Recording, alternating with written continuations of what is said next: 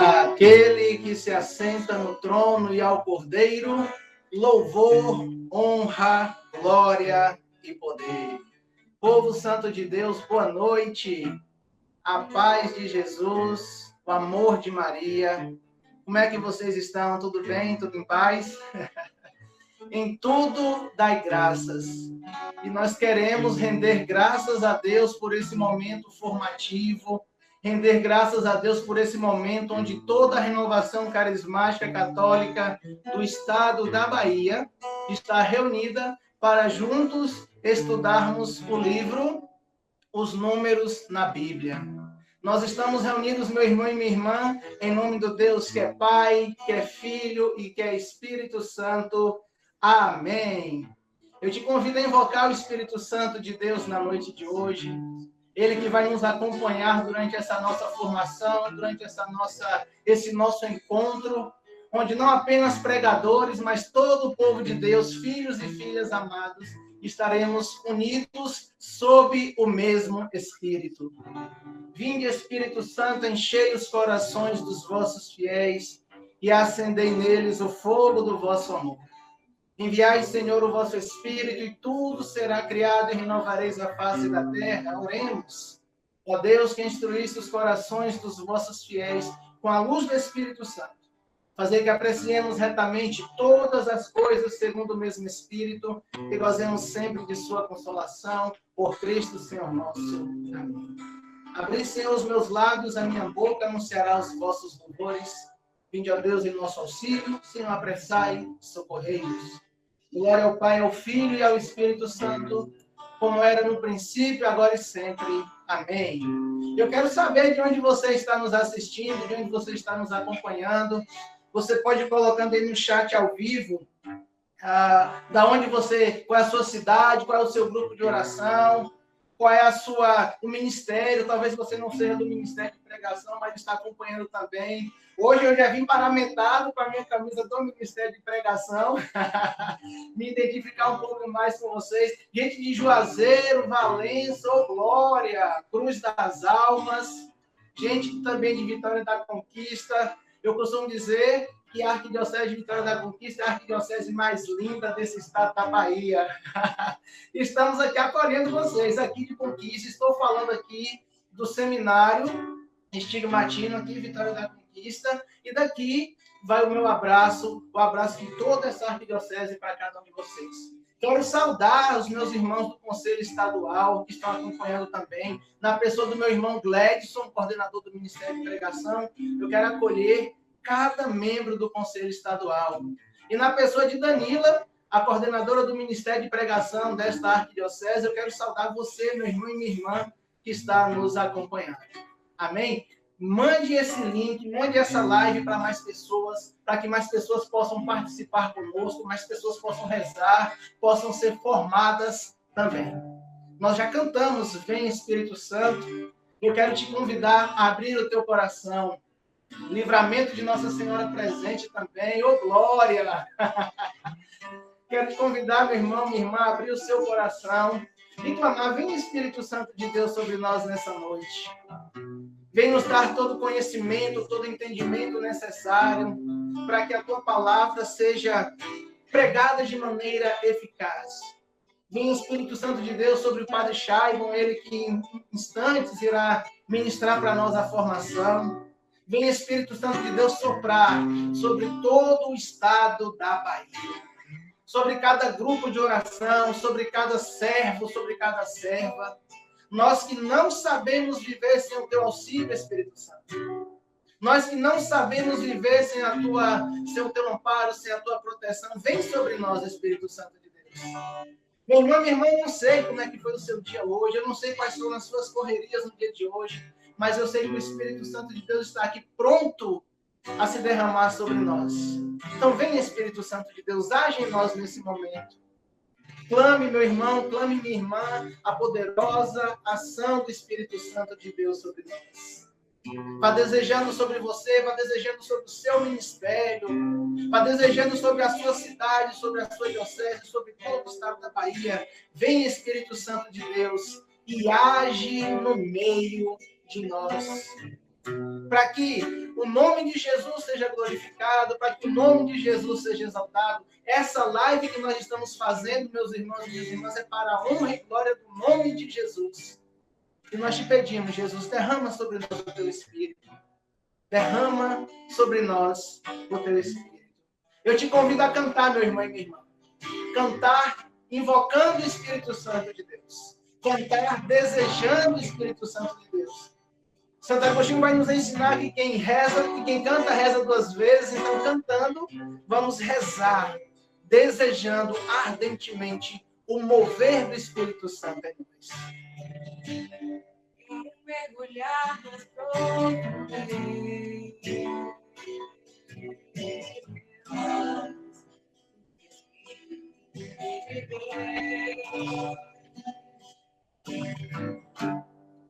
E descobrir sua riqueza.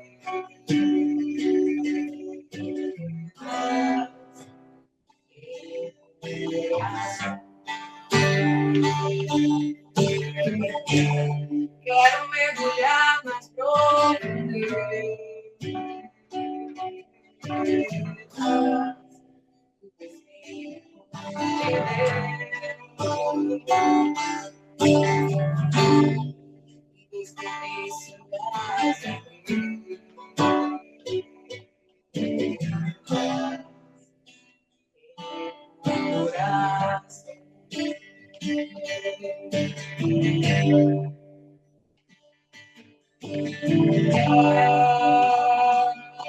Tão lindo.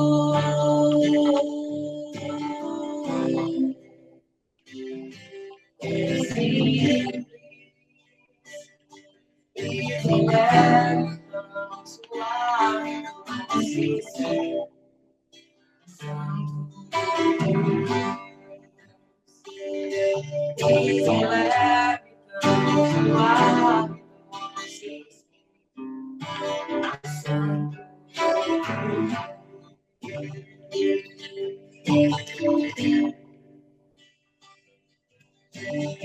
Com suave, brisa leve, doce Espírito Santo de Deus. Minha irmã e minha irmã, sinta essa brisa leve invadir a tua vida. Sinta essa brisa leve invadir a tua alma nesse instante. Vem, Espírito Santo de Deus, com a tua força, com a tua impetuosidade, com os teus dons. Vem, Espírito Santo de Deus, vem orar em nós, Espírito. Vem orar em nós, nós que muitas vezes não sabemos como orar, não sabemos orar como convém. E o Senhor vem em nosso auxílio com gemidos inefáveis em nosso socorro. Por isso, vem Espírito Santo de Deus sobre nós. Vá dando liberdade ao Espírito Santo, meu irmão e minha irmã. E aí, em sua casa, no seu quarto, na sala onde você se encontra, eu não sei qual é o ambiente físico que você se encontra nesse momento, mas deixe fluir a graça do Espírito Santo. Deixe fluir esse Pentecostes perene em nossa vida. Que Pentecostes aconteça agora, em nome de Jesus. Vem Espírito Santo de Deus orar em nós, oh glória.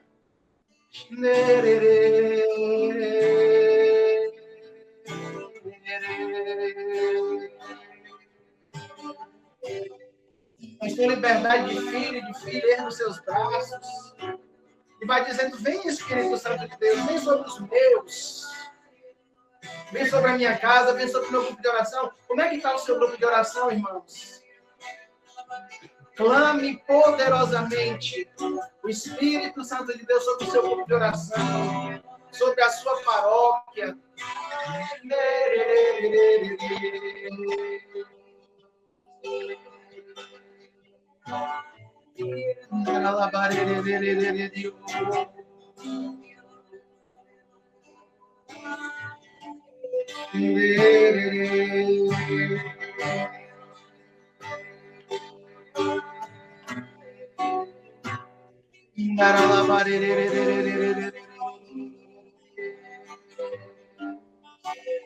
Vem, Espírito Santo de Deus.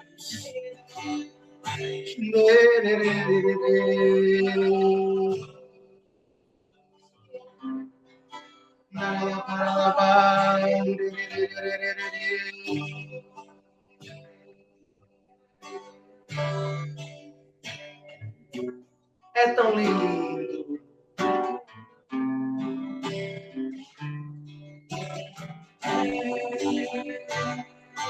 Tão lindo.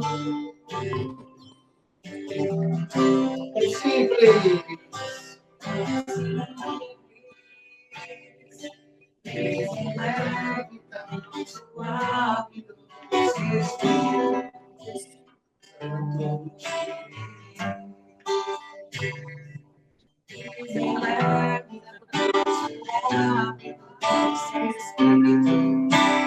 Santo de Deus. Silenciando o nosso coração, meu irmão e minha irmã. Silenciando a nossa alma. Nós que estamos em diálogo com Deus. Nós já falamos. Deixa Deus falar agora no teu coração. Deixa Deus falar aquilo que Ele tem a dizer somente a você na noite de hoje. Deus reservou esse momento, não apenas para que nós sejamos formados através de teologia, mas também para quem quer falar no nosso coração, quer falar no silêncio do teu coração. No silêncio do teu coração, acolha aquilo que Deus tem a falar para você e somente para você na noite de hoje.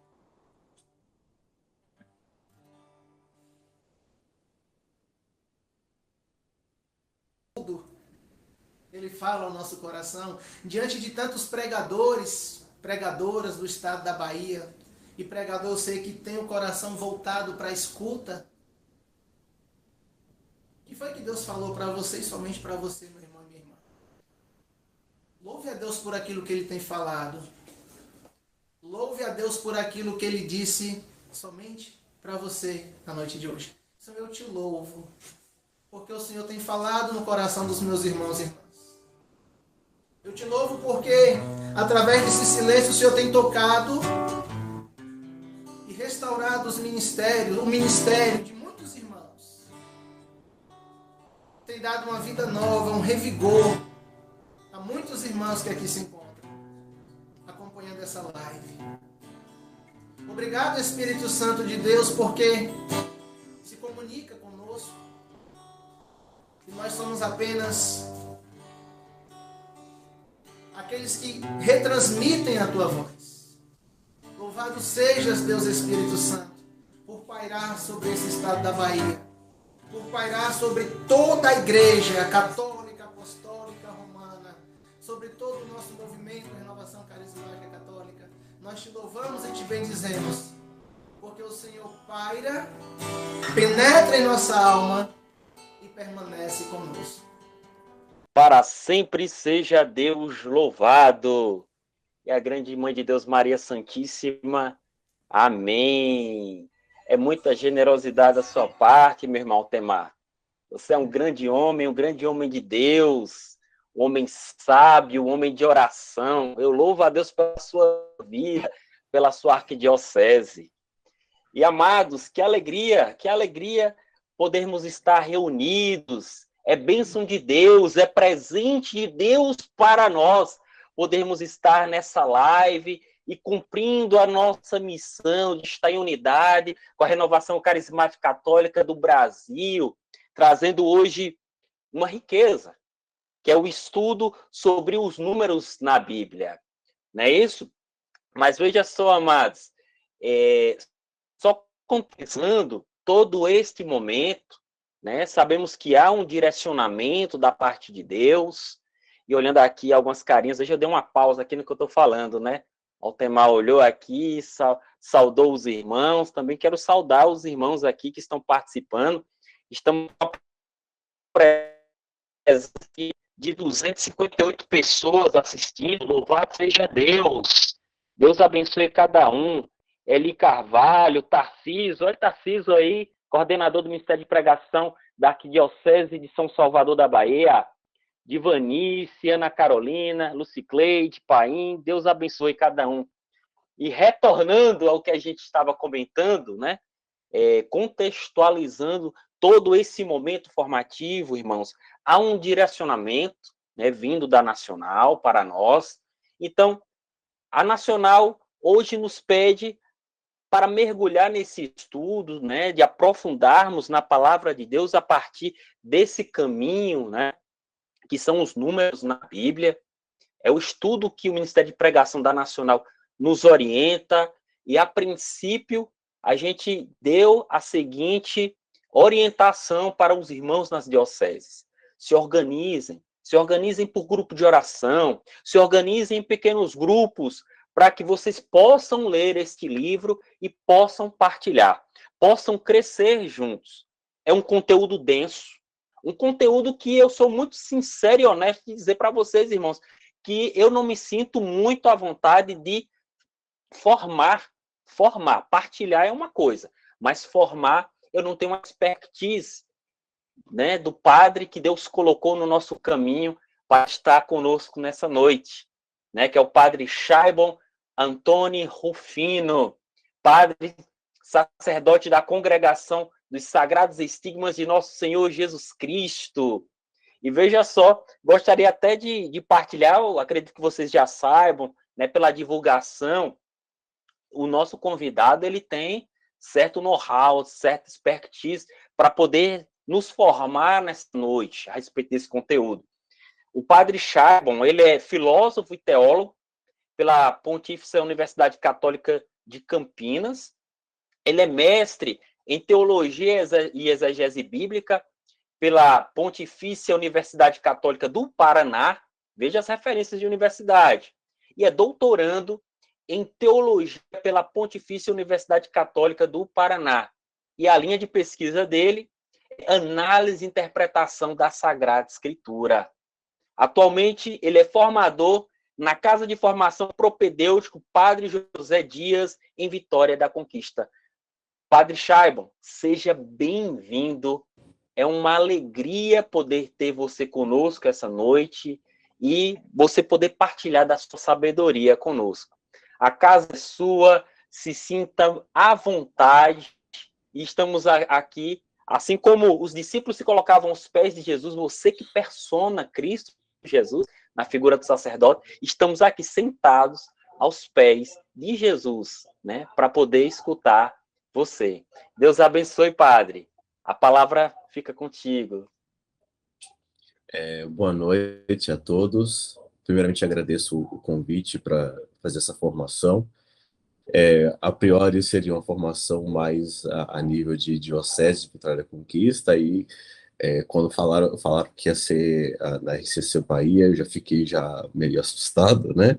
Mas espero que eu consiga corresponder às expectativas.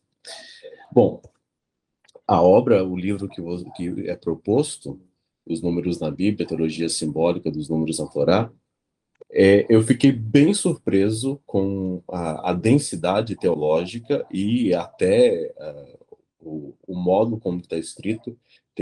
Se cita até caracteres no próprio hebraico, né, que isso demanda um pouco mais de atenção e tudo mais, né? Mas é uma obra muito bem elaborada e eu gostei bastante desse livro, né? Ele usa como base o dicionário dos símbolos que eu tenho, os símbolos na Bíblia também, mas além de outras obras de referência mesmo, para que nós possamos compreender. Aí eu também tenho uma outra obra que é bem interessante também, que Jesus fala com Israel, a leitura judaica das parábolas de Jesus. É uma visão que ali trabalha a questão do Midrash, e dos outros escritos rabínicos, né? Então aqui trabalha um pouco essa questão, mas isso aqui é só um abre aspas. Bom, vamos começar do começo, né? Sempre a gente começa do começo. Como proposta, talvez as perguntas, se forem surgindo perguntas no chat, né? Acho que seria interessante e talvez assim a gente conseguiria atingir mais, né? Mas eu penso em fazer uma pequena exposição de aproximadamente uma meia hora e depois a gente prossegue com as perguntas, pode ser assim? Tá bom. Bom, logo no capítulo 1º do livro, nós vemos essa noção da Torá como a base. E aí tem um elemento que há uns anos atrás se ficou muito famoso por causa de algumas novelas numa rede de TV que trabalhou um pouco algumas perspectivas do judaísmo, que foi a Cabalá. A Cabalá, ela é uma estrutura dentro do judaísmo que trabalha muito essa questão dos números e da geometria, né? Que é a questão da relação dos números com seus significados e significantes. Então, a Kabbalah, ela é muito utilizada e depois disso, muitos até mistificaram a Kabbalah com alguns elementos que até nós, no português, nós utilizamos também as palavras cabalísticas, né? Palavras cabalísticas são palavras que têm um significado por detrás. Então, a Torá, ela é o fundamento para que nós possamos compreender toda a realidade da Sagrada Escritura, da questão dos números, porque ali nós temos vários números e a numeração, ela se mistura e até para que nós possamos compreender outros elementos. Bom, primeiro que falar de Sagrada Escritura, nós já tem uns 20 dias que concluiu-se o mês da Bíblia, mas falar de Sagrada Escritura é falar da relação do homem com Deus e como essa relação ela é transcrita através do texto. Então, primeiramente, falar da Torá é falar da relação do povo de Deus, do primeiro Israel de Deus, com Deus, com o próprio Senhor, que quis ser o Deus de Israel e elegeu o primeiro povo.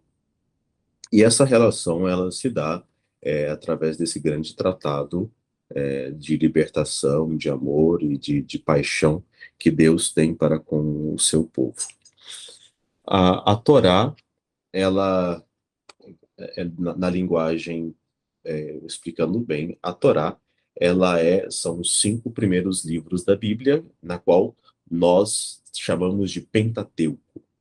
Pentateuco, do grego penta, 5 volumes, né? Que é o Gênesis, Êxodo, Levítico, Números e Deuteronômio. São 5 livros da Bíblia que nós chamamos de Pentateuco, e na Bíblia hebraica se chama Torá. Vamos pegar a Bíblia hebraica. É bom de ter feito a live na minha biblioteca que eu consigo pegar uma Bíblia hebraica. Na Bíblia hebraica, aqui, nós temos a divisão em 3 livros: Torá, Navim e Ketuvim. Então, a Torá são os primeiros 5 livros, e no judaísmo a Torá é muito importante, porque a Torá, nela, ela está contida todo o universo. Hoje, ele faz escola de rabinato, o Moré Tel Holtz. Ele foi meu professor de hebraico na PUC São Paulo, e, e lá ele falava sobre a Torá. No ciclo da sinagoga, quando vai se rolando a Torá, porque a Torá são 2 grandes rolos, na qual as páginas elas são feitas de couro animal. No ritmo que vai se rolando a Torá, o universo vai se rolando também, vai se movimentando. Como se movimenta a Torá, o universo se movimenta. Então, para os judeus, no judaísmo, esse ciclo da Torá é o ciclo do próprio universo, e nela contém toda a sabedoria do universo, nela contém a vida do universo, né? Da mesma forma que a Torá vai girando e caminhando, o mundo também vai girando e caminhando. E aí a Torá, ela é plenamente citada dentro do contexto da Sagrada Escritura. Bom, aqui trabalha muito a questão da estrutura dentro do texto, né? Por vezes nós pensamos que o texto ele chega para nós pronto, né? Que ele chega para nós, aconteceu e já foi escrito. Em especial quando nós falamos das falas de nosso Senhor Jesus Cristo, né? Por vezes pensamos que quando Jesus falava, alguém já estava lá escrevendo. Primeiro, foi feito uma experiência, a primeira obra de Deus acontece uma experiência do discipulado, uma experiência de vida com todo esse projeto. Há a tradição oral, então isso é transmitido oralmente para que outras pessoas não se esqueçam, outras pessoas até se encantem por esse projeto. Depois, quando se percebe que o texto escrito ele está se perdendo um pouco, o texto transmitido, o conteúdo transmitido está se perdendo um pouco dentro da memória, a comunidade vê a necessidade de escrever, e aí temos a questão da escrita, a redação, e na qual a própria compilação do texto, quando chega até nós. Então, tudo isso é um processo que não surgiu imediatamente, mas ela demorou. É um processo que foi passo a passo, pouco a pouco, porque da mesma forma como nós contamos a nossa história, a história da nossa vida, e por vezes até esquecemos alguns elementos, também na vida da construção do texto bíblico tem vários elementos também que acabam sendo esquecidos, depois complementados, né? Aí tem uma teoria das fontes do Pentateuco, mas isso seria uma aula à parte só para esse momento, não entra muito na perspectiva do livro. Bom, aqui o autor ele trabalha a perspectiva do método diacrônico. Então, dia é por meio, cronos, história, o tempo, né? Existem 3 métodos de estudo bíblico, 3 métodos assim principais na questão temporal. O método anacrônico, na qual se rejeita o tempo histórico, então se lê a Sagrada Escritura somente com o olhar do tempo em que foi escrito.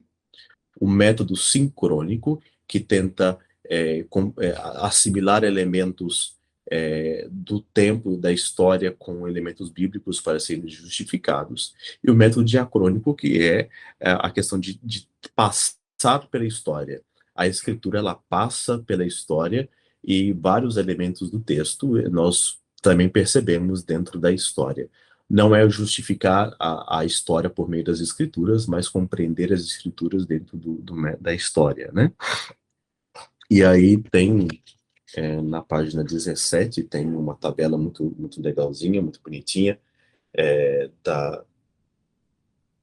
da Constituição da Sagrada Escritura, na questão da tradição oral, né? Então, da forma que foi comunicado no Sinai, a Torá ela foi escrita, e aí que vem a questão dos livros, né? Torá, Navim, Ketuvim. A Torá ela foi escrita, então o fundamento para a vida da comunidade é a Torá, os 5 primeiros livros. Depois vem os profetas, que chamam a fidelidade ao projeto primeiro de Deus, o projeto da aliança, e depois vem os escritos, que na Bíblia Católica nós acabamos dividindo tanto os escritos como os profetas, nós dividimos de outra forma, que isso vamos ver um pouco mais à frente. Na tradição cristã, nós acrescentamos dentro da Bíblia os evangelhos, né? Os 4 evangelhos, Mateus, Marcos, Lucas e João, mais os escritos paulinos. Eu mudaria um pouquinho nesse texto dele aqui, eu colocaria os evangelhos e Atos, porque a obra lucana, a obra do evangelista São Lucas, ela não é somente o evangelho, mas é o evangelho segundo Lucas e os Atos dos Apóstolos, é uma complementariedade, eles se complementam, né? De tal forma que a conclusão do evangelho de Lucas e o início dos Atos dos Apóstolos, eles têm um vínculo comum. Então, é uma continuidade. Mas aqui ele deixa um pouco separado, mas isso não entra muito em questão de mérito. Aí, as cartas católicas e o Apocalipse de São João. Enquanto no mundo judaico, no mundo rabínico, que foi desenvolvendo, em especial após a destruição do Templo de Jerusalém, tem o Midrash, que é uma leitura dos textos, né? A Mishnah, que é uma outra tradição que foi adquirida, que é uma tradição mais antiga, a Talmud, que é a leitura da Torá à luz dos rabinos, né? E diversos outros escritos. Tem um rabino que tem uma grande influência, especialmente no Talmud, que é o rabino Moshe ben Maimon, o chamado Ramban Maimônides. Ele influencia também um pouco no pensamento de São Tomás de Aquino, nos escritos de Maimônides.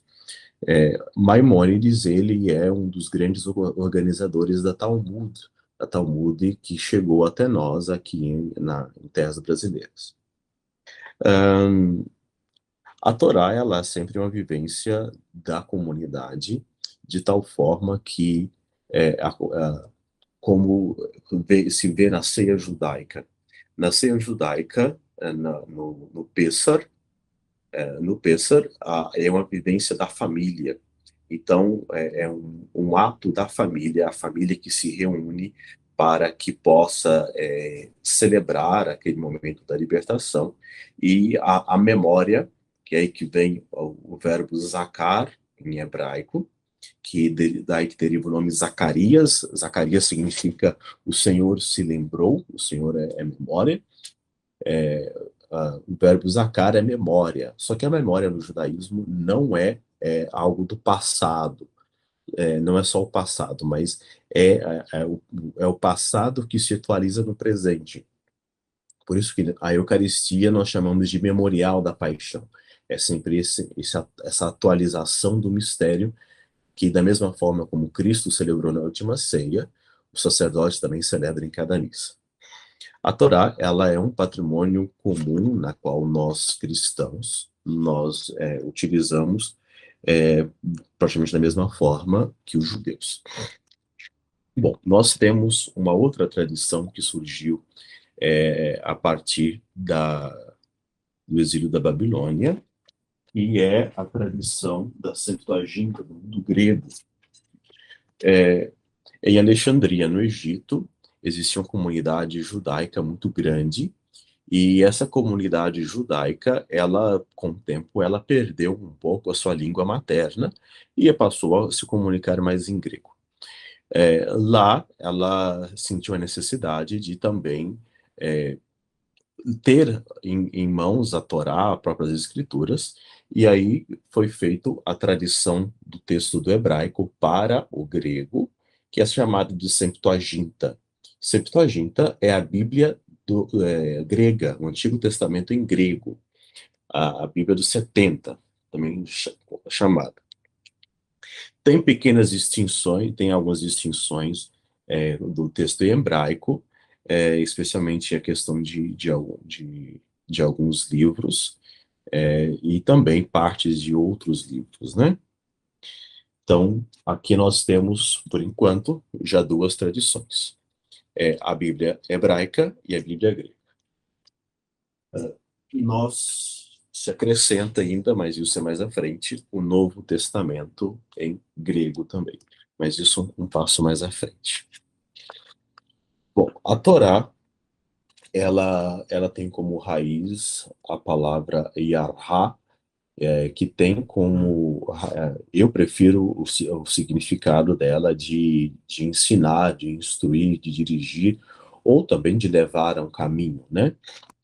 Torá é um caminho que se leva, um caminho a ser trilhado, na qual se tem ali o projeto de Deus para com o seu povo. Por vezes nós assimilamos Torá como lei. Lei é mitzvah, mitzvot. Mitzvot são leis. É um erro nós assimilarmos Torá como lei, porque a Torá, antes de tudo, é um modo de ensinar, de instruir. No hebraico existe o termo Derer Torá, que é o caminho da Torá, então o caminho da instrução. E esse caminho, necessariamente, ele passa também pelas leis, mas não se limitam às leis, né? Então, no Antigo Testamento, nós temos, nessa primeira parte, a Torá. E aí, para quem tem um livro, na página 21, tem um gráfico sobre as escrituras católicas, e aí tem um pouco do que eu falei dos livros da divisão da Bíblia hebraica, né? Que é a Torá, o Naavim, que são os profetas, né? Chamados profetas anteriores, e os Ketuvim. Então, essas são as escrituras hebraicas. Então, o texto hebraico, na qual a Bíblia protestante ela se baseia utilizando o texto em hebraico. Já a Bíblia católica, nós tomamos como base o texto da Septuaginta. Por que nós tomamos como base o texto da Septuaginta? Mas, padre, a Bíblia em hebraico não é o texto mais antigo? Por que a gente não utiliza também a Septuaginta, a Bíblia hebraica? A igreja, ela dá preferência à tradição mais antiga como aquela que permanece. Então, assim, o hebraico ele tem uma dificuldade, isso é histórica. Hoje, quem tiver a oportunidade de pegar um texto em hebraico moderno, existe o hebraico moderno, vai se perceber que o hebraico moderno não tem sonorização, não tem vocalização. Então é um texto sem vogais. Então o hebraico ele foi vocalizado, que o nome é sinais massoréticos. Os sinais massoréticos foram colocados no texto atual, que se utiliza como texto acadêmico do Antigo Testamento, isso aproximadamente entre o século VI e o século X depois de Cristo. Enquanto a Bíblia hebraica, a Bíblia grega, a Septuaginta, ela é datada do século IV antes de Cristo. Então, o texto mais antigo que nós temos, da mesma forma, sem alteração, é do século IV, enquanto o texto da Bíblia hebraica, a datação é mais antiga do atual texto, sem modificação, é do século VII, mais ou menos, depois de Cristo. Então, a igreja ela sempre prefere aquilo que é mais seguro, a tradição mais antiga. Com a Reforma Protestante, Martim Lutero ele preferiu o texto em hebraico, que na concepção dele era o texto verdadeiro. Então, Martinho Lutero, ele foi às fontes do hebraico e fez a tradução.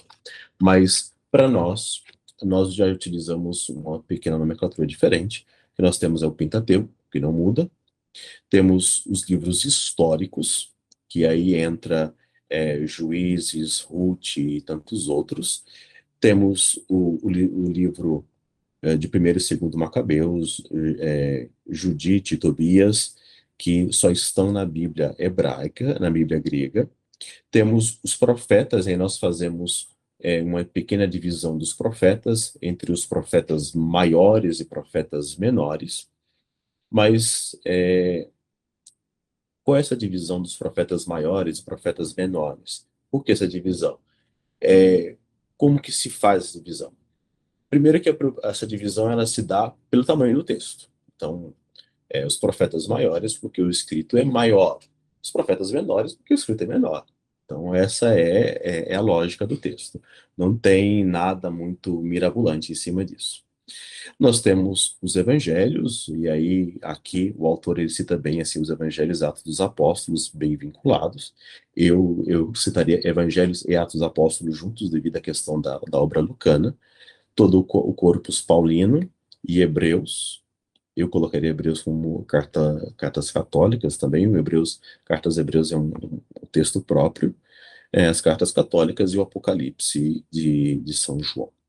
Então, essa é a estrutura. No Novo Testamento se mantém da mesma forma, tanto a Bíblia católica como a Bíblia protestante.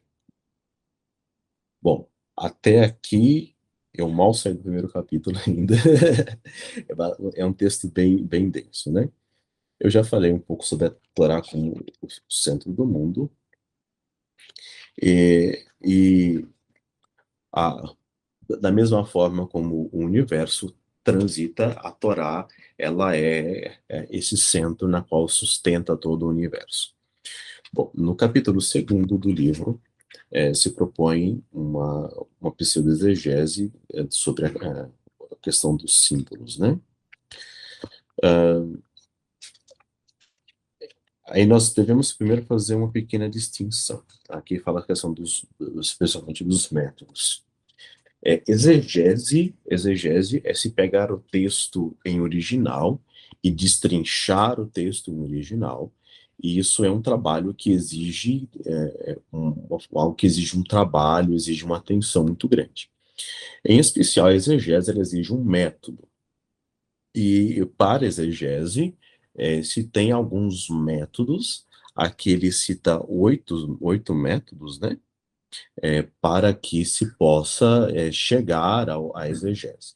Então, quando se pega um texto, se passa por uma metodologia para que esse texto ele seja compreendido em sua profundidade. Nenhum de nós tem essa prática, pouquíssimas pessoas, não vou falar nenhum de nós, mas pouquíssimas pessoas sabem muito bem o que é exegese e vai compreender, pegar um texto na sua língua original e fazer todo esse destrinchar do texto. Boa parte de nós, a gente só pega o último passo da exegese, depois de todo a organização do texto, a última parte, que é a interpretação ou a hermenêutica do texto, né? Então, nós já fazemos mais essa interpretação, de tal forma que a interpretação do texto, que é o último passo da exegese, é que nós fazemos e assim transmitimos à luz da tradição da igreja e da fidelidade ao magistério. Bom, aqui fala da questão dos métodos, né? O método histórico crítico, que ele utiliza uma visão da Sagrada Escritura sobre a história e tem uma criticidade muito grande. Tem a análise retórica, que analisa a composição do texto, em suas divisões, né?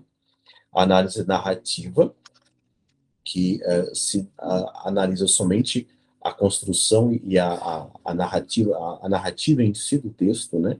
Como o texto ele se dá, compreendendo um pouco o elemento anterior e o elemento posterior. Análise semiótica, que é o texto em si, em seus significados. Análise através das ciências humanas, que liga muito a questão da antropologia, filosofia, sociologia e outros elementos. Abordagem contextual, que aborda mais a questão de libertação. Feminismo tem uma decolonialidade, né, que é o principal termo que eles utilizam dentro dessa abordagem. Abordagem fundamentalista, que vê as escrituras tal como ela não pode ser alterada. A abordagem fundamentalista é muito utilizada na interpretação do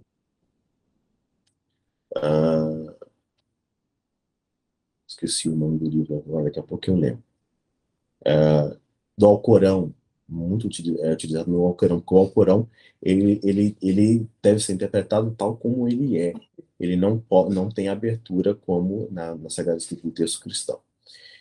E, por fim, a abordagem baseada na tradição, que também é utilizada muito pelos judeus, uma das linhas judaicas, que especialmente quando pega o Midrash, a Talmud e a Mishnah para dentro de todo esse processo.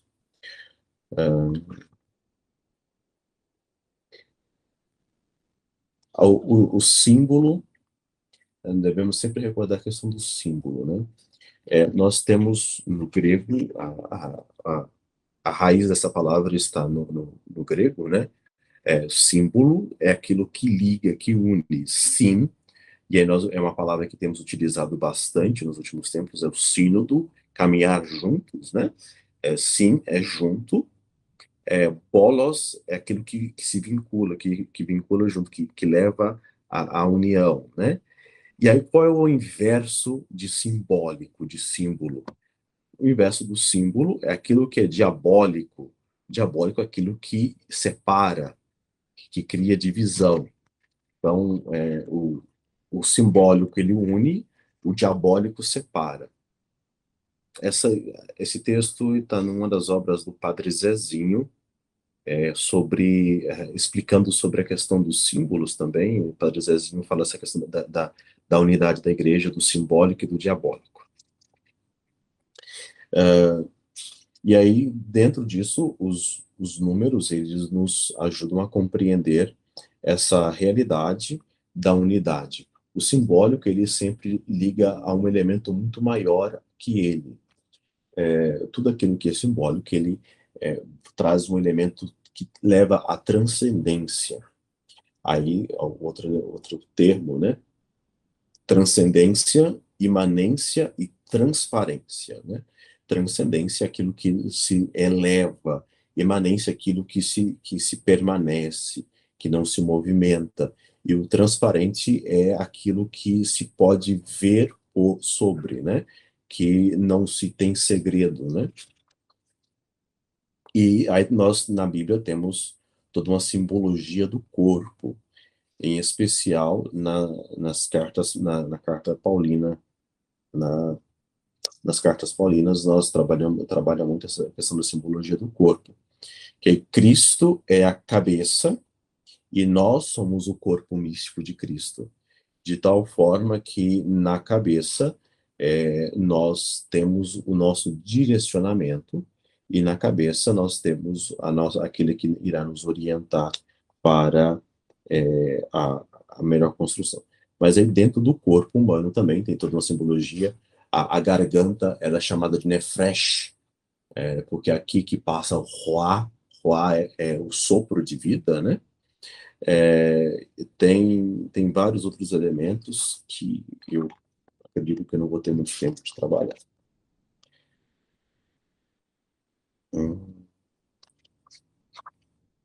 No capítulo 3º, já iniciamos da simbologia dos números, né? A teologia dos números da Torá. Aqui ele está citando de 1 a 7, fazendo uma relação com os dias da criação. E mais à frente eu vou fazer uma outra relação quando passar dos números de 1 a 7. A criação, ela foi, na tradição, como nós vemos no livro do Gênesis, ela foi feita em 7 dias. Então, aqui, os números dentro da ordem da criação, ele nos ajuda também a compreender a questão desse relato. Então, no primeiro dia da obra da criação, nós vemos a obra de Deus. Então, o primeiro dia é quando se cria a luz sobre a água, terra e céus.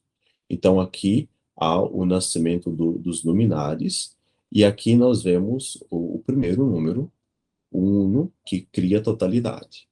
Relembrando que, ao criar, Deus fala, façamos a nossa imagem e semelhança. Então, aqui já nos remete a um outro mistério que nós iremos já escutar mais à frente. Depois, no segundo dia, o número 2 é o número da separação dentro da obra da criação, porque que se separa as águas superiores das águas inferiores e se forma o firmamento. Então, as águas superiores, o céu, sobre o céu, e as águas inferiores, as águas comuns. Então, aqui já se faz a questão da preparação para a terra, né? No terceiro dia, a terra seca e as sementes é a questão da vida. Aí, o uno que comunica a unidade de Deus, que comunica a vida, e a unidade de Deus, que em sua totalidade ele cria e recria. Então, as águas superiores, as águas superiores se mantêm, se separa nas águas inferiores a terra, e a terra se chama, a parte seca se chama terra e a parte com água se chama mar.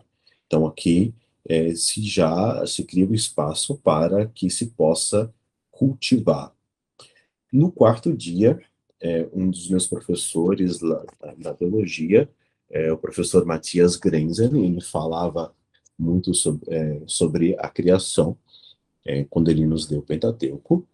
Ao falar sobre a criação, ele cita que o dia mais importante da obra da criação, dentro da perspectiva criadora, é o quarto dia, porque o quarto dia que se define o tempo, o quarto dia em que nós compreendemos os sinais e sabemos definir o tempo das coisas, porque no quarto dia que se cria os luminares, a lua, as estrelas, ali que se forma a questão do sol em si, né?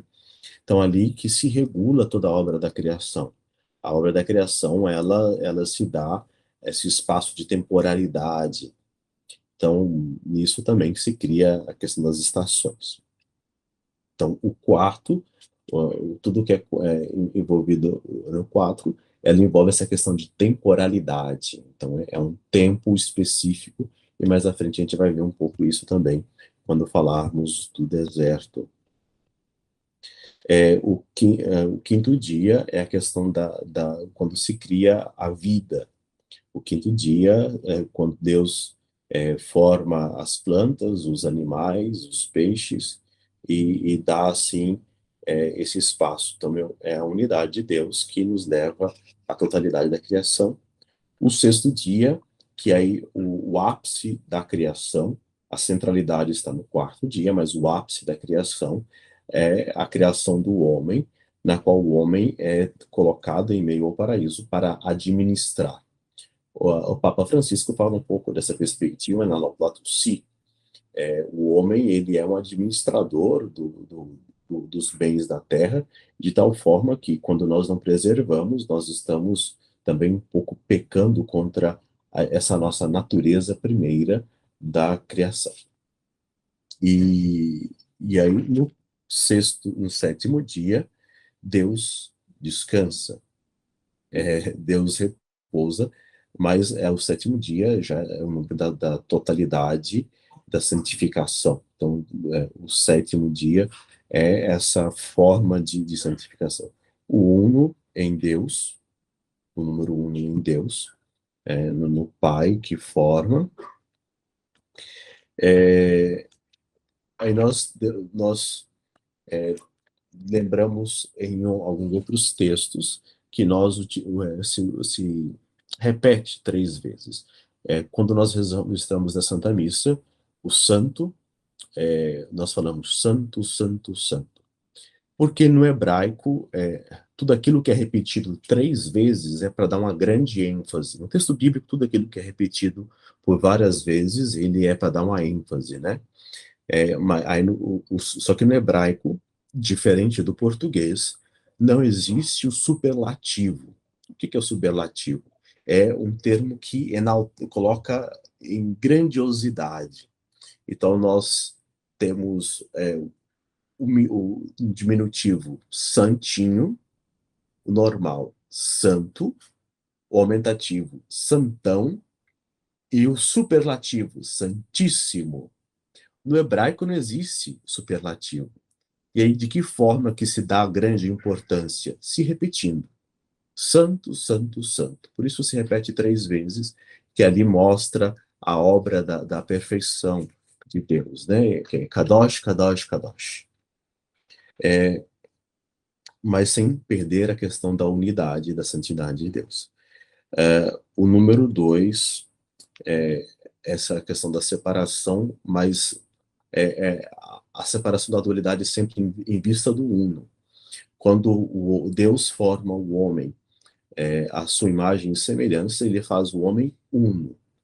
Quando Deus faz Adão adormecer e retira de Adão a costela e forma Eva, Deus faz com que o uno do homem seja 2, seja separado. Mas os 2 são uma só carne. Adão cedeu a costela para que Eva fosse formada, e Eva foi formada na costela de Adão. De tal forma que os 2, mesmo estando separados fisicamente, eles são uma só carne, deveriam ser um só coração. Mas o número 2, ele sempre também está em vista dessa questão da unidade, da unicidade do homem em Deus. Passando um pouco mais à frente, o 3 é sempre essa questão da fonte da vida. Lembrando no livro do Gênesis, quando os 3 anjos vão visitar Abraão, que estava no deserto, os 3 anjos, eles transmitem a vida. Eles transmitem a vida quando eles falam que daqui a 1 ano Sara estará grávida, estará com criança no colo, né? Ali é a transmissão da vida. O uno de Deus, ele transmite a vida e ele recria em todos os instantes. Por isso, a obra da criação, ela não é feita somente pelo Pai, mas a obra da criação ela é trinitária. Deus, o Pai, quando ele fala, ele envia o verbo é o Filho. Ao abrir a boca, quem sai da boca do Pai é o Filho, é o verbo. E essa relação de amor do Pai para com o Filho, ela é tão forte que o próprio amor, ele tem vida própria, que é o Espírito Santo. Então, o Pai envia o Filho na obra da criação. Então, quando o Pai fala, é o Filho que cria, que forma, e é o Espírito que transforma. Olha que bonito isso, né? O 4 é sempre essa questão da transição temporal, como nós já vimos. E aí, lembrando, dentro da perspectiva do 4, nós temos esse número 4 que passa por diversas vezes dentro do texto bíblico. 40 anos no deserto. 40 dias que o profeta Elias ficou também no deserto. 40 dias que nosso Senhor Jesus Cristo ficou no deserto. 40 dias após a ressurreição para a ascensão do Senhor. Então, o 4 é sempre um período de tempo provisório, na qual ele levará a um tempo pleno. Então, levará a um tempo de plenitude, de consumação. Como o povo de Deus ficou 40 anos no deserto para que ele provasse a plenitude da terra prometida. Elias ficou 40 dias no deserto para que ele provasse a face de Deus, ele visse a face de Deus. Jesus, 40 dias no deserto para mostrar que nos mostrar que nós temos também força para vencer a tentação. E aí os 40 dias da ascensão do Senhor, antes da ascensão do Senhor, o Senhor ressuscitado que aparece aos seus e os instrui para a glória da eternidade. O número 5 é o número da totalidade da criação. Por que a totalidade? Porque nós temos a comemoração, após a Páscoa, nós temos o Pentecostes. Pentecostes são 50 dias após a Páscoa, onde nós celebramos a descida do Espírito Santo sobre os apóstolos reunidos com Maria Santíssima no cenáculo em Jerusalém. Essa descida sobre os apóstolos, ela se dá também na festa das tendas. Tem uma obra do... Vamos ver se eu encontro aqui... Não vou encontrar agora. Tem uma obra que fala do padre Gilvan Leite, que fala sobre a questão das festas das tendas do Evangelho segundo João. Então, uma obra muito boa que pode ser adquirida. Os 50 dias, o Pentecostes, é a plena consumação. Porque assim, nós passamos pelo 4, o tempo de provisoriedade, e agora nós chegamos ao 5, o tempo da plenitude. Então, o 5 é a plenitude. De tal forma que, quando nós falamos da Torá, são 5 livros. Os 5 livros, eles são plenos em si. Então, o 5, ele sempre remete à Torá, à plenitude da Torá, porque nela está o centro do universo, na qual o universo ele caminha. O número 6, que é sempre ligado ao ser humano, então é um número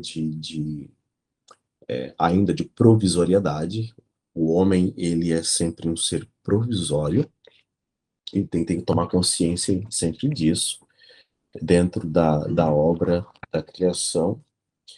O 7 é a perfeição, e o 7 é um número da santificação.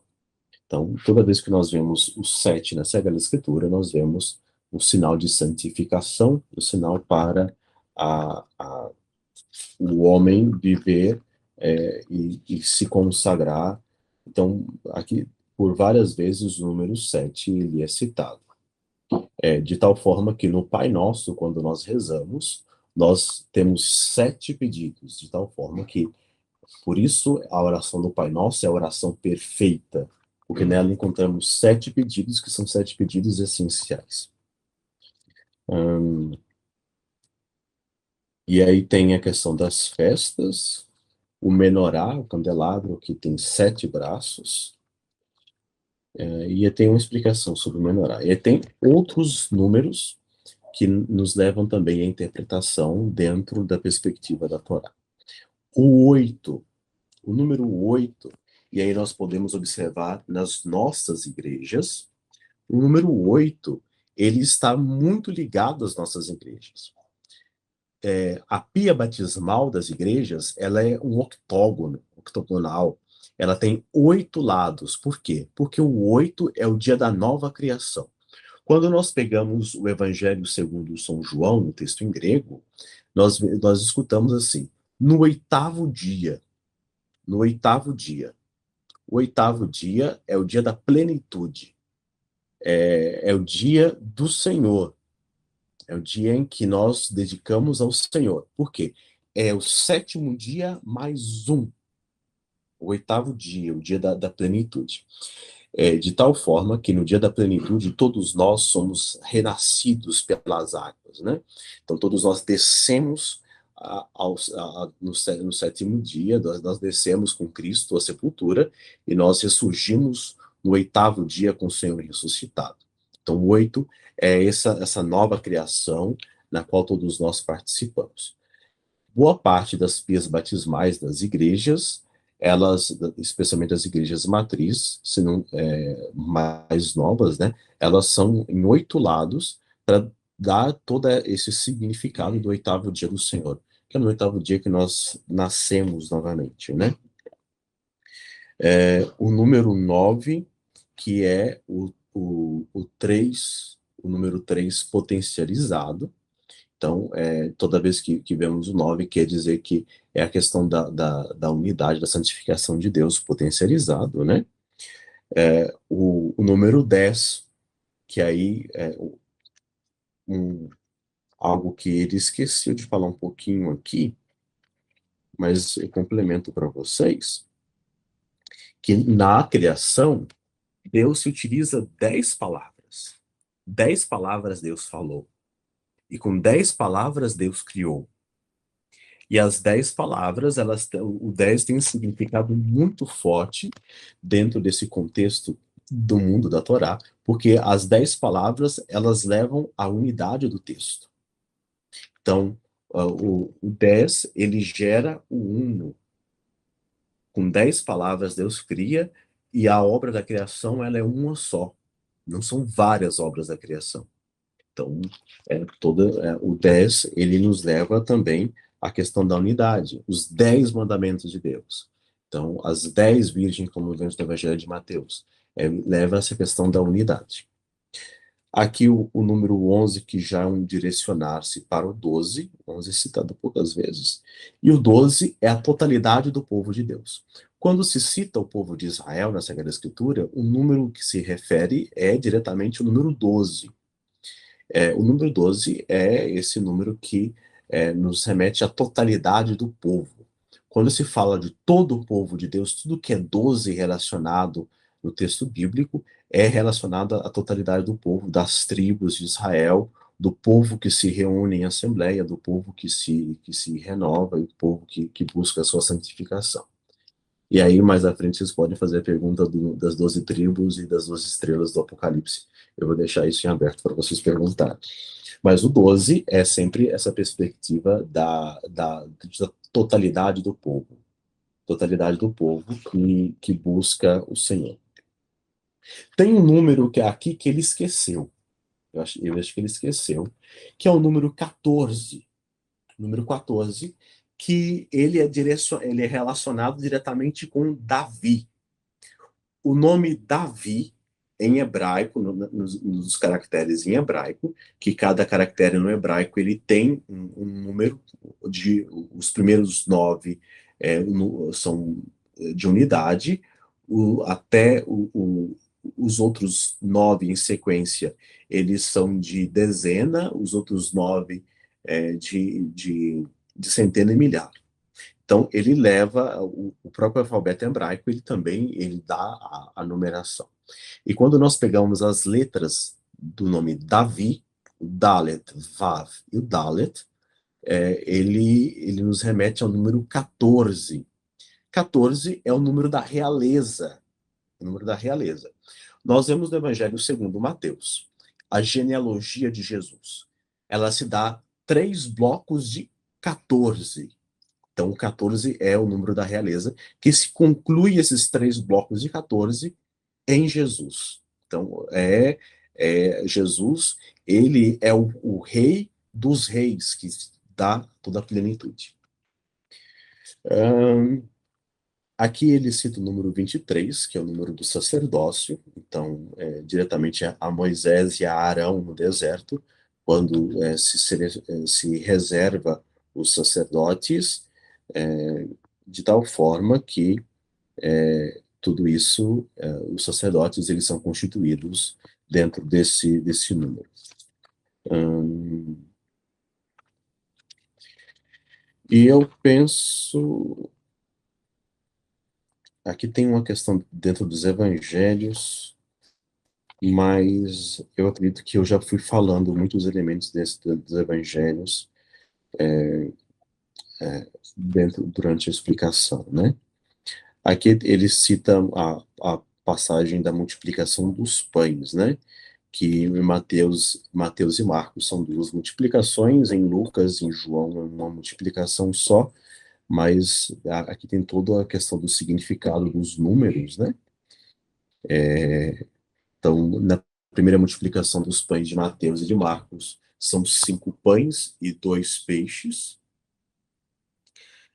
enquanto em Lucas, a multiplicação dos pães de Lucas já são 5 pães e 2 peixes. A segunda multiplicação de Mateus e Marcos são 7 pães, e em Mateus cita alguns peixes, né? E aí o que sobra? O que sobra em Mateus e Marcos, a primeira multiplicação, 12 cestos. Então, é a simbologia da totalidade do povo. E na segunda multiplicação dos pães, 7 cestos. Então, é o símbolo da santificação. Ali, aquele pão que foi distribuído, que alimentou a multidão, já não é qualquer pão, mas é o pão para a santificação. E aí tem toda a questão da perspectiva que na primeira multiplicação dos pães, ainda se vive a questão da paixão-morte, enquanto a segunda multiplicação dos pães já é a questão da ressurreição. Então, pão para a eternidade.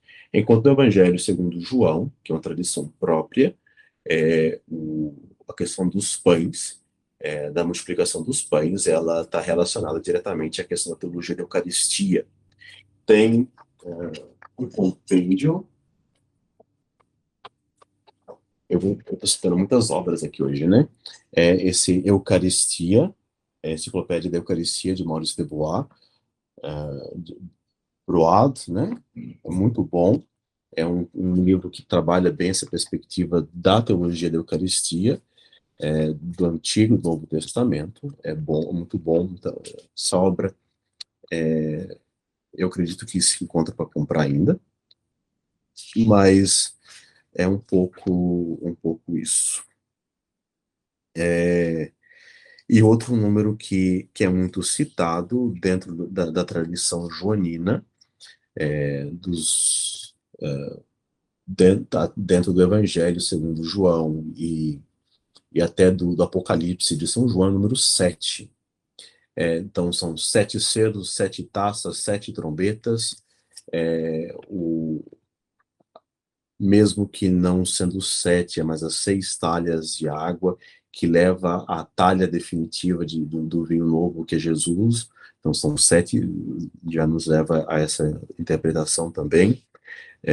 Então tem vários elementos na qual nós podemos compreender também tudo isso dentro da perspectiva do Evangelho. Tem os 7 eu sous do Evangelho segundo São João também. Então, eu sou, ele aparece na boca de Jesus por 7 vezes, né? E tem aqui no livro, né? Eu sou o pão da vida, a luz do mundo, a porta, o bom pastor, a ressurreição e a vida, o caminho, verdade e vida e a videira verdadeira. 7 vezes. Penso que já passei muito dos 20 minutos, meia hora que eu ia falar, né? Mas agora abro para as perguntas, né? Tem perguntas? Tem perguntas? Padre Shaibon, eu não tenho palavras. Vamos fazer algumas perguntas aqui, né? Tem muita dúvida aqui, o pessoal perguntando, né? Como eu falei inicialmente, a proposta para esse estudo é que os irmãos eles pudessem ir devagarzinho lá no seu grupo de oração, lendo, partilhando, né?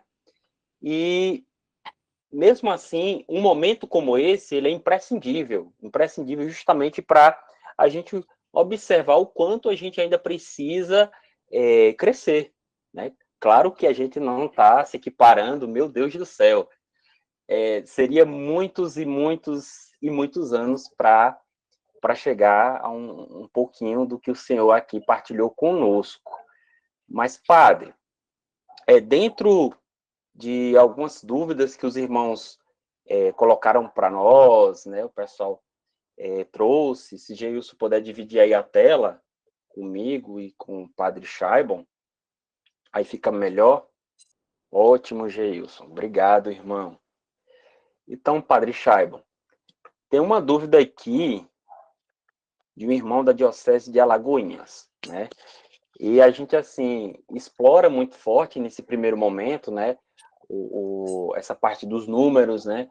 A partir da criação, mas existem alguns números que são bem frequentes, né? Inclusive no Evangelho, que remonta, né? Faz aquele paralelo com o Antigo Testamento.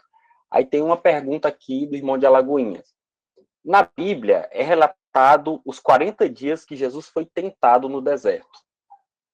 os 40 anos da fuga do povo egípcio para a Terra Prometida, né? Qual seria a importância desse número na Bíblia para o povo de Deus? Bom, os 40 é sempre um período de transição. Então, 4 é sempre um período de temporalidade, porque nós lembramos que no quarto dia da criação é quando se define os luminares, e no quarto dia da criação, quando nós vamos ali definir a data das festas. E até hoje, o nosso calendário ele é definido pela Lua, pelo ciclo solar e lunar. Então, ali, o 4 ele é relacionado com a questão da temporalidade, do tempo. E aí é um tempo para que se possa amadurecer, o tempo se possa crescer.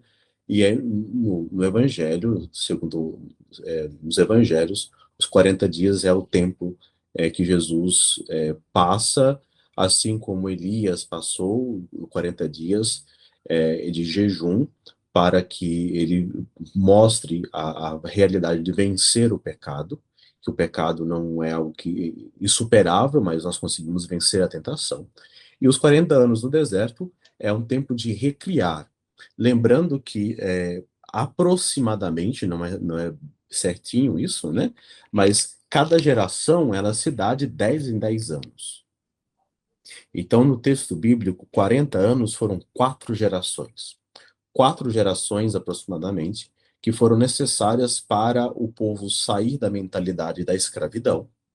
Então, lembrando que no começo, no deserto, o povo ainda chorava as cebolas do Egito. As cebolas do Egito.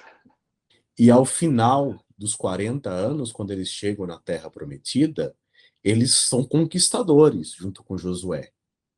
Não é um povo que chora o passado, que fica relembrando a escravidão e com saudade, com saudosismo. Mas é um povo que conquista a terra, mesmo que o próprio Deus deu a terra para eles com muita facilidade, né?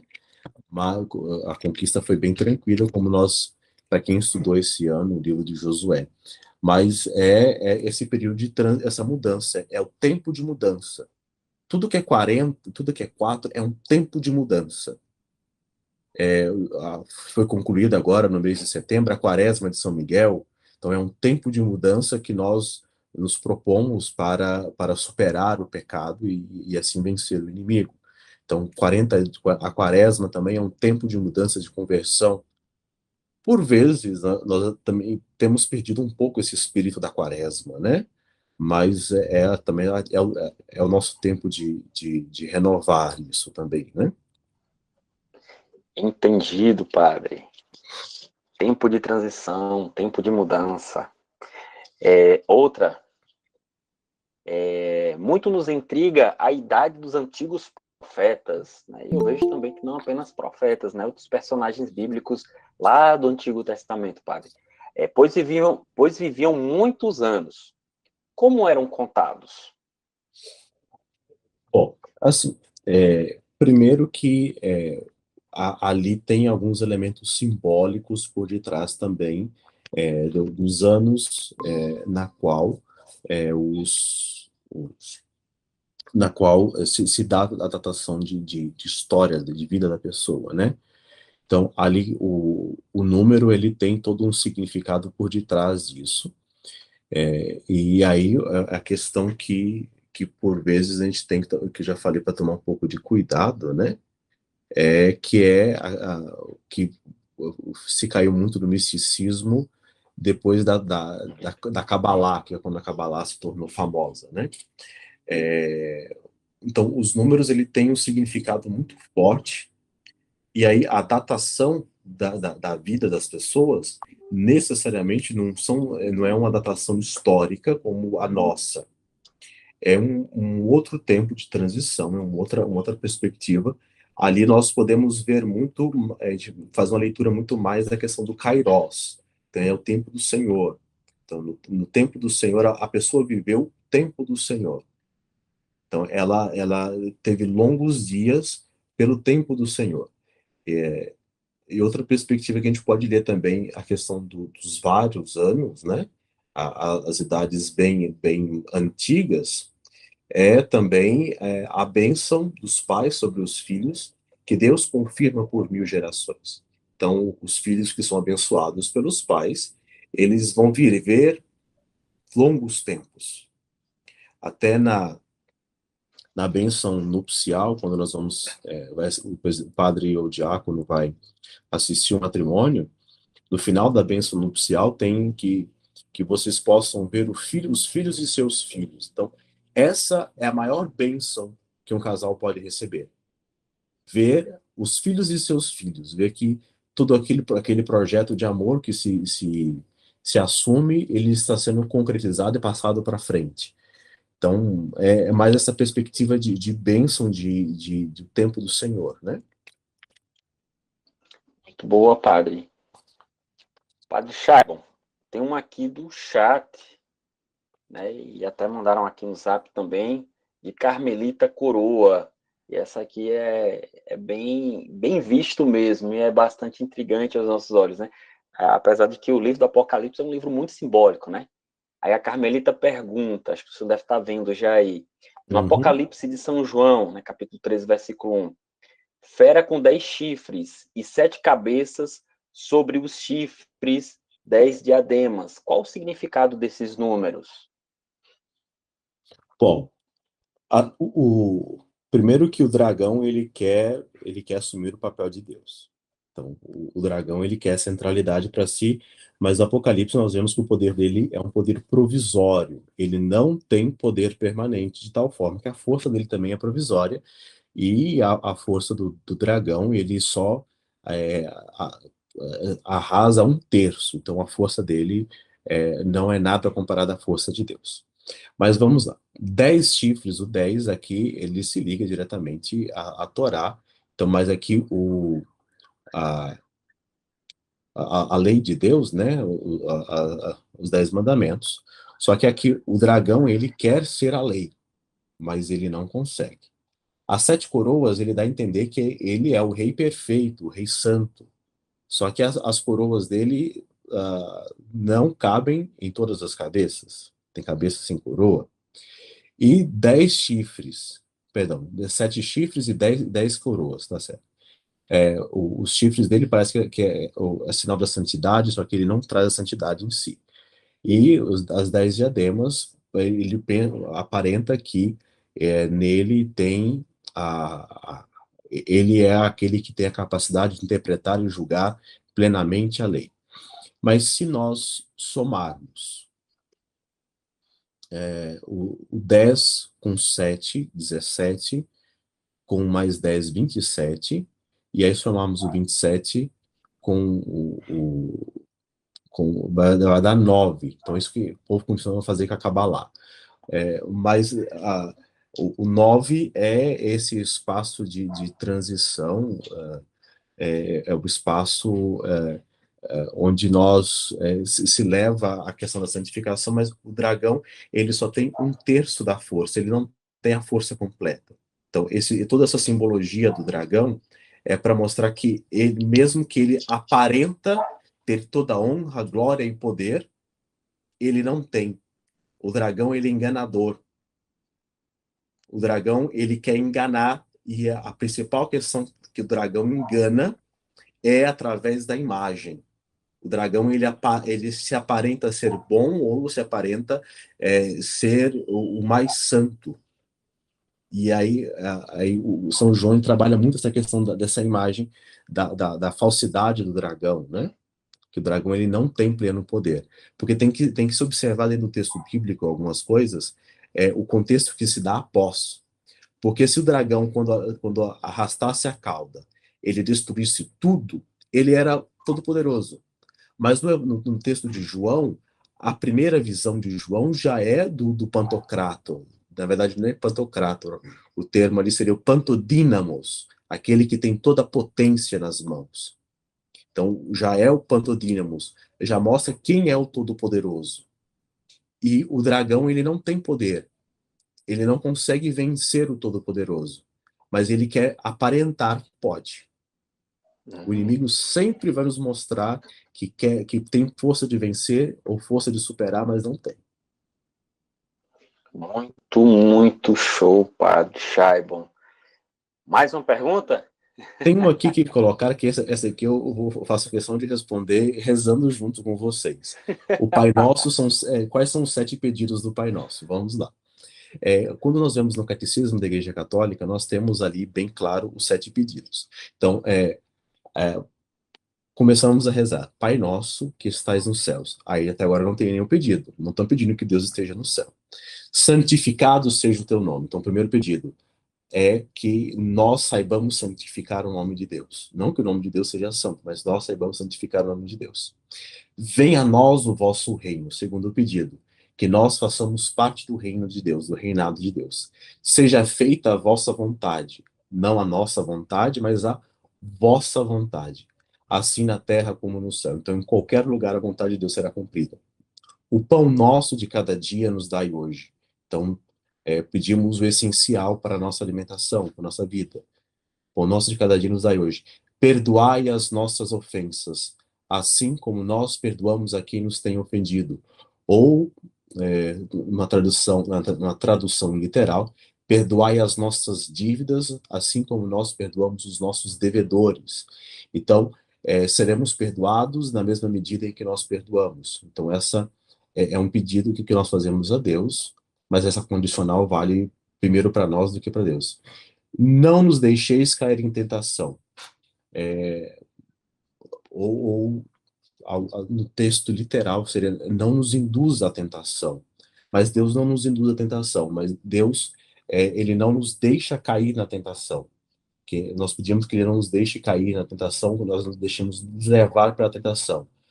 Mas livrai-nos do mal.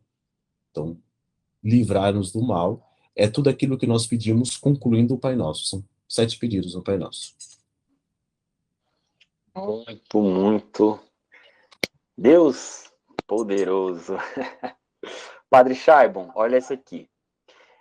As 5 chagas de Jesus, o alimentar tamanha multidão, com 5 pães e 2 peixes, né? Inclusive o senhor comentou, né? Enfatizou, fez uma chamada no momento da fala do senhor.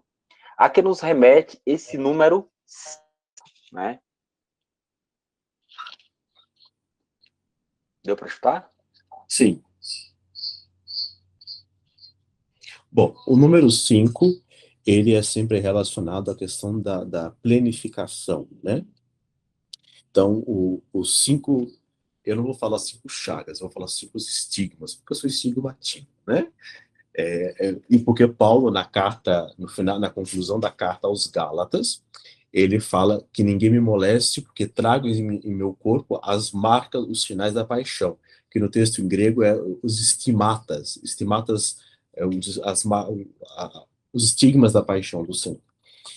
O 5, ele tem toda essa questão da plenitude, e aí em Jesus mostra que ele é o sacramento pleno, ele é a oferta plena. O cordeiro no templo, o cordeiro no templo, assim que ele era sacrificado, ele era dividido em 5 partes. E aí essas 5 partes depois era separada algumas partes para o holocausto e outras partes para direcionada ao próprio sacerdote, né? O sacerdote e aos levitas. Mas ali, esses 5 está ligado diretamente à questão do corpo de Jesus, os sinais do ressuscitado também. Então, essa é a plenificação, que ali existe aquilo que é completo, pleno. Então, a plenitude do Cristo, do corpo do Cristo, na qual todos nós fazemos parte, está ali também no seu próprio corpo. E aí, os 5 sinais da paixão e ressurreição do Senhor são também essa forma, esse sinal vivo e presente da ressurreição e da vitória da vida sobre a morte, né? Então, os 5 no corpo de Cristo, e também nós também fazemos parte desses 5, né? Os sentidos, os 5 sentidos, os membros do corpo também, nós fazemos parte dessa potencialidade, da plenitude, né? E dentro desse mistério também somos chamados a ser presença de plenitude. Não sei se eu soube responder mais ou menos. Perfeito, padre. Que bênção. Agora, estamos chegando a 21 horas e 40 minutos, né? A gente teve um pouquinho de atraso para nós iniciarmos, mas, assim, vamos pegar mais uma perguntinha aqui do chat, para a gente poder já fazer os nossos encaminhamentos finais. Ah, padre, tem um aqui que e ainda recebi aqui no WhatsApp. É bem comum. O Marcos Vinícius pergunta, né? Boa noite, padre. O número 666 do Apocalipse vem de onde? Bom, porque assim, São João, nas suas visões, quando ele... O número 666, nós devemos lembrar o número 6. O número 6, ele remete ao homem. Então, quando nós falamos santo, santo, santo, 3 vezes, kadosh, kadosh, kadosh, a santificação, nós fazemos um superlativo. Santo, santo, santo. Então, é santíssimo. O 666 nada mais é do que o homem que se santifica por si só. Então, o homem que se coloca como centro dentro do projeto, e o homem que se engana. O número da besta é o próprio homem que se deixa enganar. O homem se deixa enganar por si só, acreditando que a sua potencialidade, a sua força está em si mesmo. E aí que entra uma heresia muito forte, combatida por Santo Agostinho, que é o pelagianismo. O pelagianismo que ela tem voltado nos nossos tempos, né? Essa questão de autoajuda, o myself, eu consigo sozinho, é um pelagianismo light. Mas, assim, o pelagianismo, o homem, o 666 é sempre essa imagem do homem que se deixa encantar por algo que não vai lhe completar. Então, o número da besta marcado é sempre o homem que se deixa levar pelos pecados capitais, que deixa levar, não se deixa conduzir pela mão de Deus, o homem que se deixa corromper com muita facilidade. Então, o 666 é a marca que a besta deixa, que é o homem que se contenta com si mesmo. É a marca do egoísmo. Primordialmente essa marca do egoísmo. Então, o homem, quando ele se volta para si e não para o próximo, para o outro, ele se fecha em si e animaliza. Se animaliza, animaliza os outros, né? Então, é sempre essa perspectiva.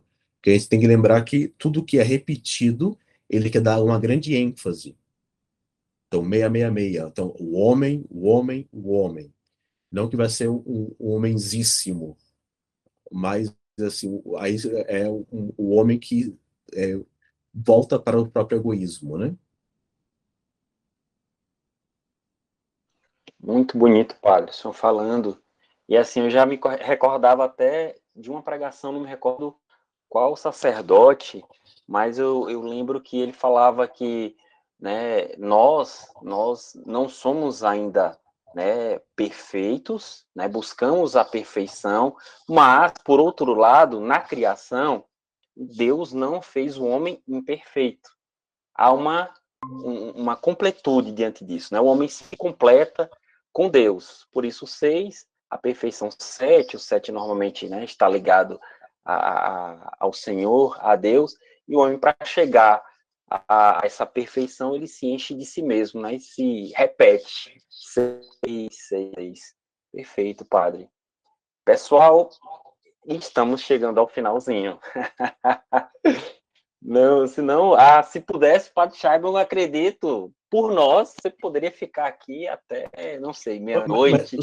Só tem uma aqui, uma pergunta daquelas que você me encaminhou, que eu lendo num outro texto, nesse aqui, Jesus fala com Israel, Hum, completando a pesquisa, que é a questão dos 70 vezes 7. hum. Então, quantas vezes devo perdoar meu irmão? Até 70 vezes, até 7 vezes? Não, até 70 vezes 7. Por quê? O que é 70? 70 é a transliteração, transformar em números a palavra vinho em hebraico. A Puxa. palavra vinho em hebraico, ela remete diretamente à Torá. Então, o 70 é a Torá.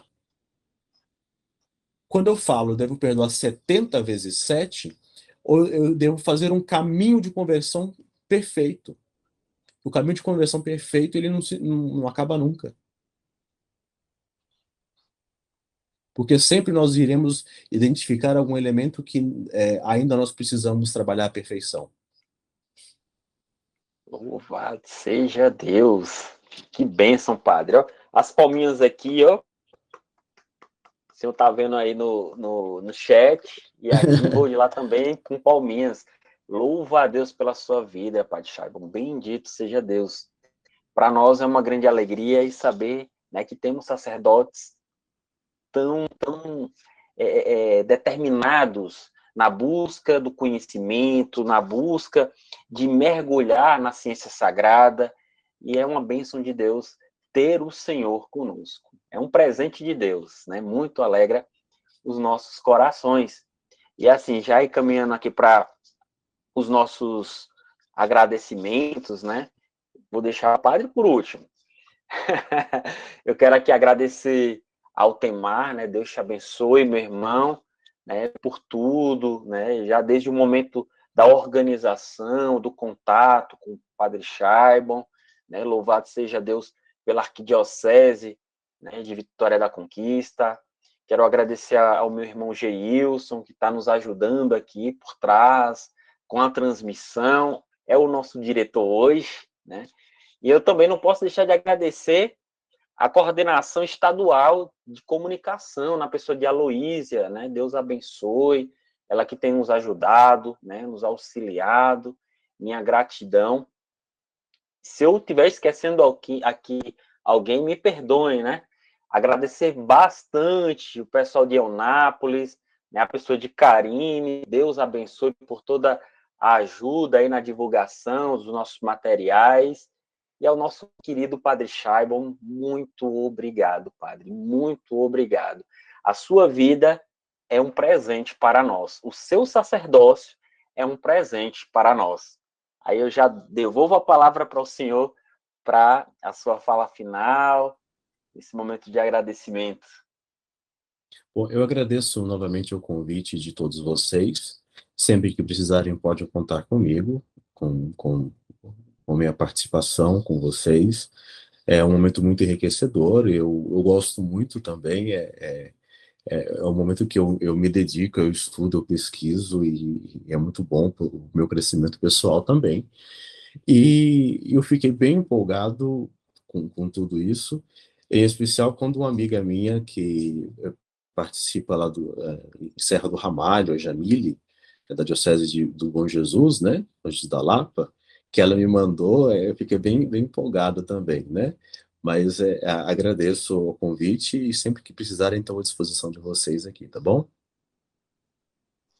Ah, Padre, sabendo dessa e com um retorno desse do senhor, iremos abusar sim. Ah, como precisamos.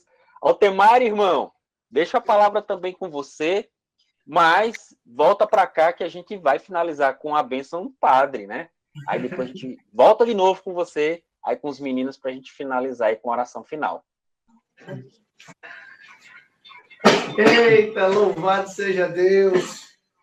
Tanta riqueza, eu só estava aqui acompanhando, né? O padre está na sala aqui do lado, então, bebendo dessa fonte bem próxima. Como eu falei, diante de Gladson, diante de Padre Shaibon, a gente só se enriquece. Então, louvado seja Deus. Eu quero de coração mesmo agradecer a cada um de vocês que nos acompanharam nessa live e também a vocês que vão futuramente acompanhar essa gravação. Essa live ficará gravada, então você que vai nos acompanhar também depois, Louvado seja Deus por tua vida. Cada coordenador de grupo de oração aqui presente, cada pregador da palavra aqui presente, ô glória! A fé, ela entra pelos ouvidos. Então, pregador, você tem essa função importante de, dentro do grupo de oração, com a ousadia que o Senhor lhe confere, transmitir também a graça da fé. Quero, mais uma vez, acolher cada diocese aqui presente, as dioceses de norte a sul, de leste a oeste desse estado. Como o Pat Mansfield falou uma vez no ENF, fogo, fogo, fogo, de norte a sul, de leste a oeste. Então, o que eu desejo sobre essa Bahia é fogo, fogo, fogo, de norte a sul e de leste a oeste. Enquanto o padre falava aqui também, eu me lembrava muito de uma frase de Padre Zezinho. O padre citou o Padre Zezinho no momento da formação, e Padre Zezinho uma vez disse aos seminaristas que ele estava dando uma palestra, dando uma formação: vocês já entregaram o seu coração para Jesus, sim ou não? E todos responderam sim. Já que vocês entregaram o seu coração, entreguem também a sua mente. Que a nossa mente possa ser transformada pela graça santificante de Deus. Não tenhamos medo de formação. Não tenhamos medo de formação. A gente já cansou de escutar que o nosso povo padece por falta de conhecimento e muitas vezes a gente imagina que um conhecimento em demasia vai diminuir a nossa fé. De maneira alguma, meu irmão. Pela fé que é infusa no seu coração, você possa buscar e crescer em conhecimento. Antes de passar a palavra para o Padre Shaibon, que vai nos dar a bênção, eu quero que vocês olhem aqui para São Gaspar Bertone, ele que é o fundador da Ordem dos Estigmatinhos. E eu quero dizer duas frases de São Gaspar, onde ele vai dizer que o tempo difícil é o tempo mais oportuno. E eu não sei, talvez, qual é a dificuldade que o seu grupo de oração esteja passando, que você esteja passando, mas sendo oportuno esse tempo difícil, que você possa vislumbrar um tempo de mudança. O tempo difícil é o tempo mais oportuno. E outra frase que ele vai dizer é que o projeto de Deus Pai tem suas cruzes, mas tem suas luzes. Deus é nosso escudo. Eu vejo muita gente por aí, às vezes, pensando em desanimar, pensando em desistir, está difícil, está pesado. Nós sabemos das cruzes que nós vamos encontrar ao longo do caminho. Jesus não nos prometeu vida fácil. Quem quiser me seguir, renuncie-se a si mesmo, tome a sua cruz e me siga. Então, meu irmão, a exemplo de São Gaspar Bertone, eu te convido a tomar a sua cruz, diante das dificuldades que o tempo se lhe impõe, mas que nós tenhamos essa certeza que Deus Pai é a nosso favor. Então, muito obrigado a você. Antes de sair da live, dê o seu gostei aí. Eu percebi que tem 200 e tantas pessoas, quase 300, e só 120 likes. Eu tenho certeza que vale muito mais do que um like, né, Padre? Essa live, ela merece um like, merece um compartilhamento, merece um comentário. Transmita essa live para aquele irmão do seu grupo de oração que não pôde participar hoje. E nós vamos, então, assim, com a intercessão de São Gaspar Bertone, viver esse tempo de mudança. A cada irmão, a cada irmã, pregador, pregadora, o meu abraço. Fiquem com Deus. E depois de Padre Shaibon, nós vamos encerrar também cantando esse tempo novo em nossa vida, em nossos grupos de oração, em toda a renovação carismática católica. O Senhor esteja convosco. Ele está no meio de nós. Pela intercessão da bem-aventurada Virgem Maria e de São José, seu esposo, abençoe-vos Deus Todo-Poderoso, Pai, Filho e Espírito Santo. Amém. Amém.